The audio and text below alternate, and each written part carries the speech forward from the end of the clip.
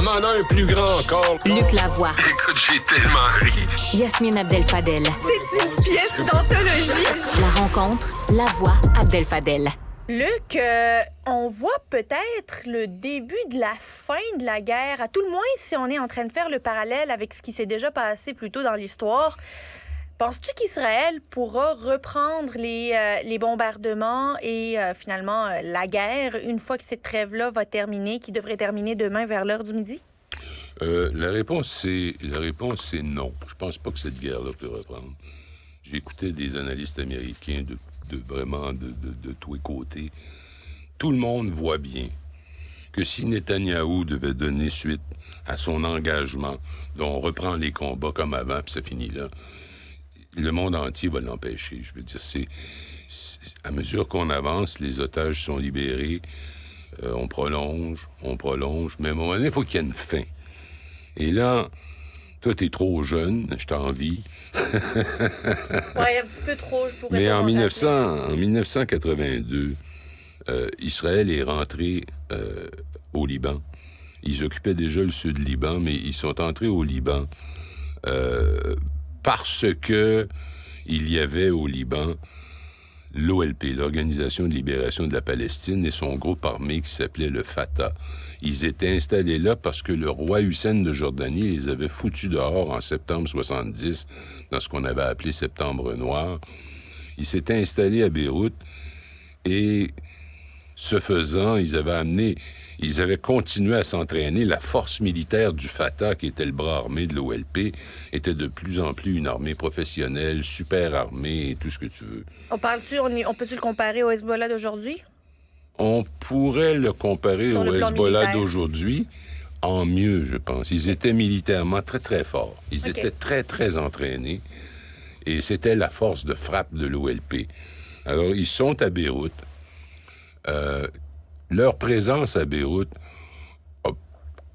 a contribué à faire continuer et même accélérer la guerre civile qui est en place, parce que le Liban est un pays qui repose ou qui reposait sur l'équilibre entre les communautés religieuses, les sunnites, les chiites, les chrétiens. Les chrétiens étaient toujours ceux qui étaient en avant du Gabon. Et quand il est entré des milliers, des dizaines de milliers, des centaines de milliers de réfugiés palestiniens, là, ça a commencé à faire pencher la balance de l'autre côté. Démographiquement, les choses changeaient radicalement. Et ensuite est arrivé Septembre Noir, où on les a chassés de la Jordanie, et ils se sont regroupés là, à Beyrouth. Israël lance la guerre en 82 et fonce à une vitesse d'enfer vers Beyrouth. Et tout le monde se demande, qu'est-ce qu'ils font, là? Qu'est-ce qu'ils veulent, là? Et à un moment donné, un groupe de pays occidentaux, dans ce cas-là, c'est assez étonnant, c'est la France, les États-Unis. Jusque-là, les États-Unis, c'est la super grande puissance. La France, c'était le parrain du Liban à l'époque du mandat de la Société des Nations.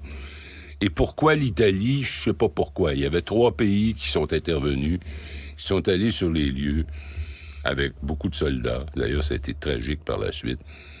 Et ils ont orchestré la sortie de la branche armée de l'OLP et la haute direction de l'OLP. Mais ça, c'était avant ou après Sabra et Shatila, les massacres de Sabra et Shatila? Sabra et Shatila a juste suivi ça. Juste suivi.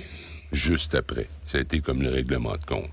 Mais si on s'en tient justement, ou strictement à ce qui est arrivé, il y a des gens, donc des forces étrangères qui sont rentrées, qui ont dit, vous allez sortir d'ici, vous, les Palestiniens, le bras armé, ainsi que la haute direction. Et il y a un pays qui s'appelle la Tunisie qui va vous accueillir. Pourquoi la Tunisie? Parce qu'il le voulait aussi loin que possible de la frontière d'Israël. Et les images avaient frappé l'imagination de tout le monde parce que, à un moment donné, l'OLP a dû plier. Et ils ont dit, d'accord, on part. On vous fait confiance et on part. Alors, c'était des bateaux américains, italiens et français qui s'avançaient et qui les embarquaient par milliers. C'était des porte-avions. Et quand ils montaient à bord du porte-avions, ils tiraient en l'air avec leur kalachnikov comme pour saluer Beyrouth. Et ils sont partis vivre en Tunisie. Bon, je saute Sabra et Shatila parce que tu regardes ce qui se passe présentement.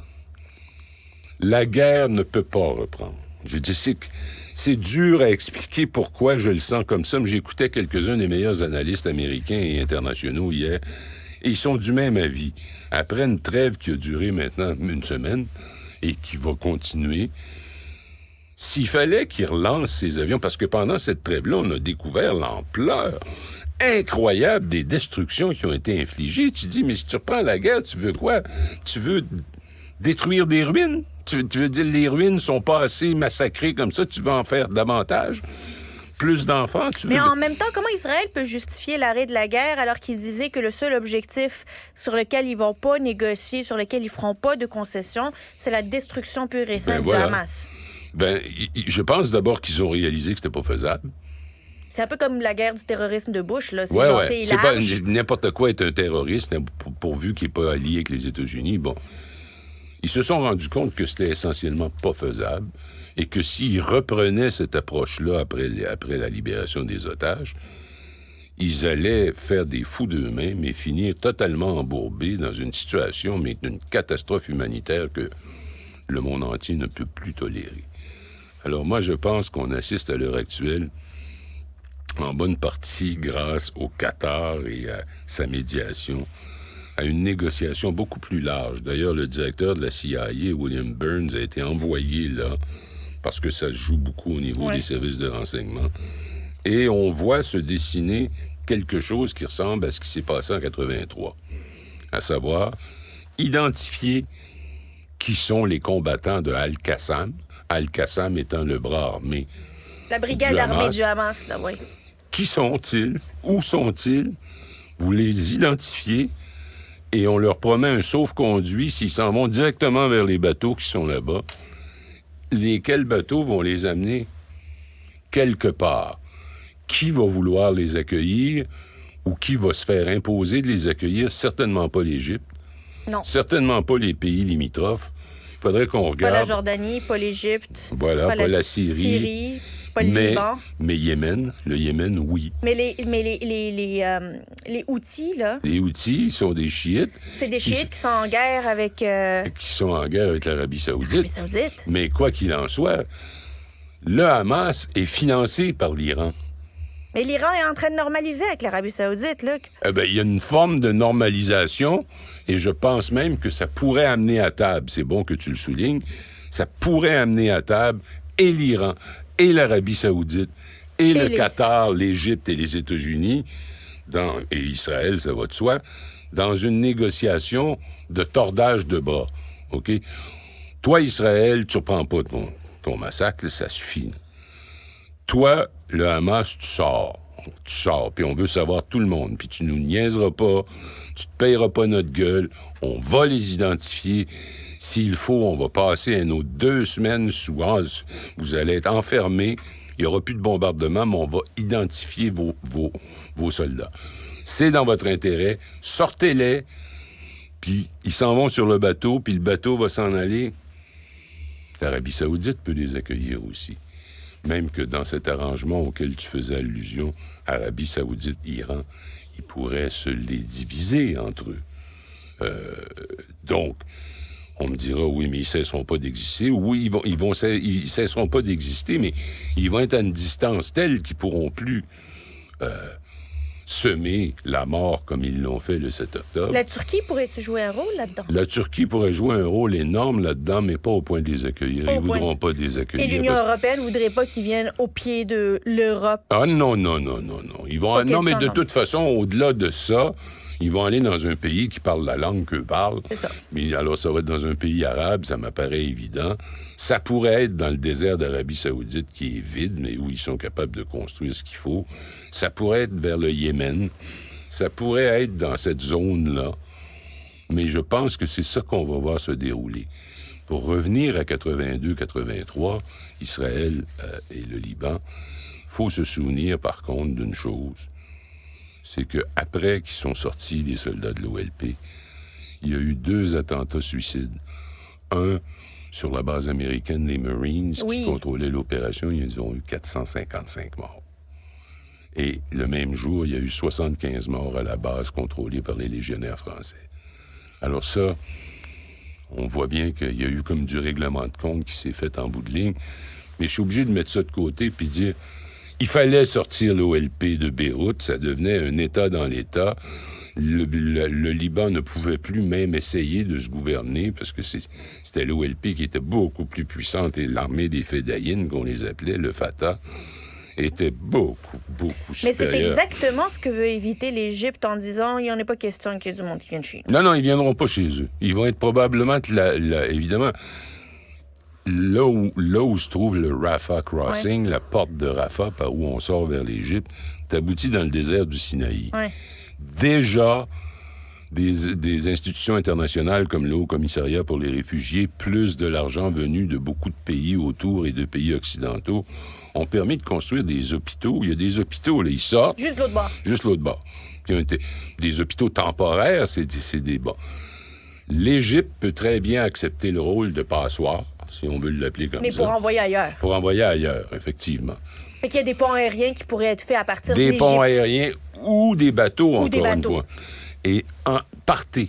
Voyez-vous, partez. Et parce que dans le cas de l'OLP de 1982-83, ça a été le début de la fin de la guerre civile. Hein, au Liban, après ça s'est mis à se calmer, puis à prendre toutes sortes de directions. Puis ultimement, il y a eu les accords de 1990, où là, la guerre a pris fin. Moi, je pense qu'on va assister à quelque chose qui va ressembler à ça. Et Israël, en bout de compte, va pouvoir dire à eux-mêmes, ils vont se le dire entre eux, on en a sorti un autre 40 000.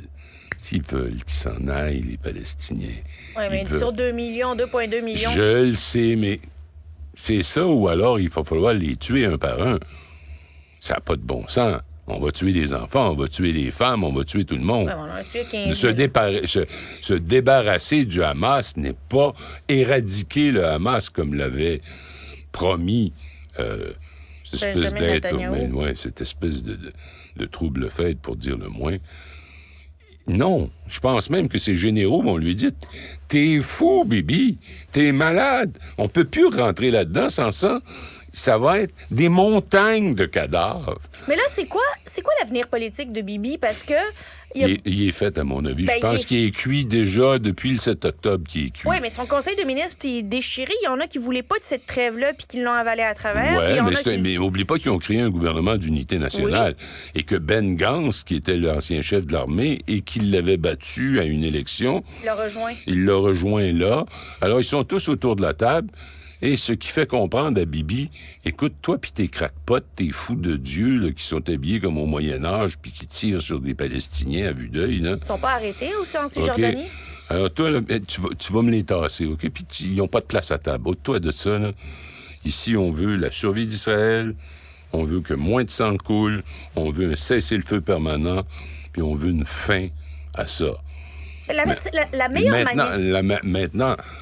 La fin ne signifie pas la paix, parce que la fin va signifier la fin de ces combats-là, et éventuellement, il va falloir que tout ce beau monde-là s'assoie ensemble et dise, écoute, notre solution apartheid ne peut plus tenir. Luc, la seule manière d'assurer la sécurité d'Israël et des Israéliens, c'est de diminuer les tensions puis reconnaître le droit de vivre des Palestiniens. Ouais, mais là... Tant et aussi longtemps... Ces mots-là sont les tiens. Eux autres sont d'avis qu'ils les reconnaissent. Il y en a même qui vont te dire que si tu regardes les communautés arabes musulmanes autour d'Israël, ceux qui ont le plus de droits et le meilleur niveau de vie sont les Palestiniens. C'est vrai, c'est indéniable. Maintenant, parce qu'on m'a servi l'argument hier, mon ami Mathieu Bock-Côté à la télé... J'ai dit, mais attention, là, quand l'Afrique du Sud vivait sous l'apartheid, là, un des arguments très forts de Margaret Thatcher, qui voulait pas s'en mêler, un de ses arguments très forts, c'est regarder les Noirs de l'Afrique du Sud, à Soweto. Ils sont bien plus pauvres que les Blancs. Mais ils sont bien plus riches que tous les Noirs de tout le reste de l'Afrique subsaharienne. Comme si... Alors... Donc, si c'était pas justifiable dans le cas de l'Afrique du Sud, ça ne le sera pas non plus dans le cas d'Israël. Je veux dire, tu peux pas dire, tu vois, cette solution imparfaite qu'on a mise en place, fait en sorte qu'aujourd'hui, ils sont mieux traités que les Arabes des autres pays? Non. Mais tout est relatif. Qu'est-ce que ça veut dire, les Arabes des autres pays, Luc? Parce que, tu sais, il y a les Égyptiens, il y a les Jordaniens, il y a les... Tous. Oui, mais on peut pas... Les Syriens... On est en train de parler que les Gazaouis se portent mieux que les... Que les Syriens, oui. Non, que les Syriens peut-être, mais que les... Ah, excuse-moi, t'as dit Gazaoui. Moi, je pensais pas à Gazaoui. Je pensais plus à... En Cisjordanie. En Cisjordanie. Non, mais c'est ça. Mais quand je parle de... Mais par quand exemple, tu mets la totalité, effectivement, Palestiniens, faut que tu... là, Ouais, c'est ça. Si tu parles de tous les Palestiniens, c'est les Gazaouis aussi. Pas sûr que cette statistique tienne Mais bon. en Cisjordanie, elle tient. Peut-être, mais ça aussi, si on compare maintenant, région par région... Ça n'excuse pas l'État israélien de les traiter comme des citoyens inférieurs, ayant moins de droits que les autres, et ayant même pas le droit à l'habeas corpus, n'ayant droit à rien. À l'heure actuelle, ils sont en train de libérer des prisonniers détenus par Israël. Tu regardes les images, ils ont 15 ans, 16 ans, ils sont avec leur maman, ils pleurent dans les bras de leur maman, mais ça, c'est à peine si on veut nous les montrer, ces images-là. Comment est-ce que tu peux emprisonner quelqu'un qui a 14-15 ans sans porter d'accusation, sans leur donner droit à un avocat, sans leur donner droit à quoi que ce soit, à une voix au chapitre? Comment peux-tu justifier ça? La réponse, c'est que tu peux pas justifier ça. Puis la raison pour laquelle ils portent pas d'accusation, c'est qu'il n'y en a pas. Ils ont lancé une roche. C'est très souvent le cas. Hein? Ils ont lancé une pierre sur un véhicule blindé israélien qui se promenait en Cisjordanie. C'est assez pour le rentrer en Bang! On le rentre en dedans, puis il est là depuis 2 ans, 3 ans, 4 ans, 5 ans. Quand il va sortir, il va être enragé complètement. Mais de toute façon, revenons à mon propos de départ. Je pense qu'il y a une accélération des négociations. Il y a même un très haut niveau d'intensité dans les négociations. Et on s'en va vers quelque chose qui ressemble à ce que je décris. Je nous le souhaite. Je le souhaite aux Israéliens, je le souhaite aux Palestiniens, je le souhaite aux otages, je le souhaite aux prisonniers, je le souhaite à tous les enfants, peu importe leur religion. Luc Lavoie, merci beaucoup. Et je voulais juste te dire qu'on ne peut pas passer sous silence la première page de la une du Journal de Montréal. Bye bye Dubaï. Bye bye Dubaï. À demain, Luc. Bye. Ex-conseillère politique,